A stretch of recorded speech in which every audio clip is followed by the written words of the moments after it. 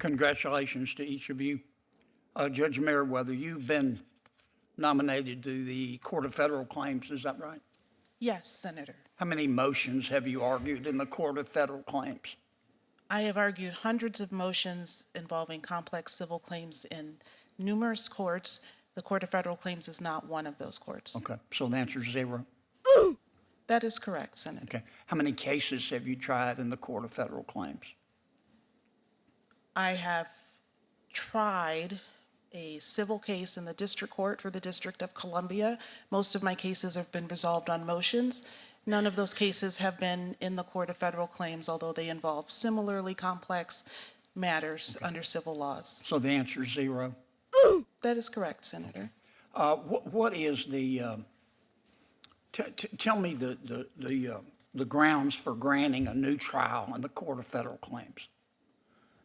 All of the trials in the Court of Federal Claims are bench trials, and the Court of Federal Claims, although it is not bound by the federal rules of civil procedure, its rules mirror those rules when applicable. So it's my understanding that the same rules that would apply in the district court are also applied in that context. But if I were presented with a motion for a new trial, should I be confirmed as a judge on the Court of Federal Claims, I would, of course, consult the rules of court of the Court of Federal Claims. So what are the grounds for granting a new trial? My understanding is that a new trial, you would have to comply with the applicable rules. I know that, but what are they? What are the grounds? You said that the rules are identical to the Court of Federal Claims and Federal District Court. I'm not sure that's accurate, but just tell me what are the grounds for granting a new trial in the Court of Federal Claims?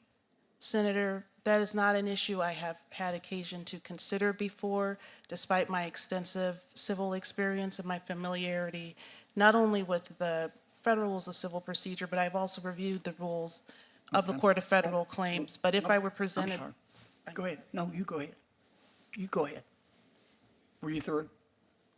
I did not mean to speak over you. That's okay. You go ahead, and I want you to finish your answer. So I would, if I were presented with that question, should I be confirmed, I would, again, consult the rules and follow the precedent. Okay. All right. Let me be sure, Judge, I understand your testimony.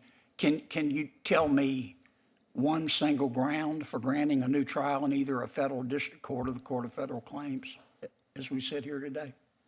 Yes, if you misapplied, if there were gross misapplication of the law, certainly a litigant would argue for Anything a else? trial.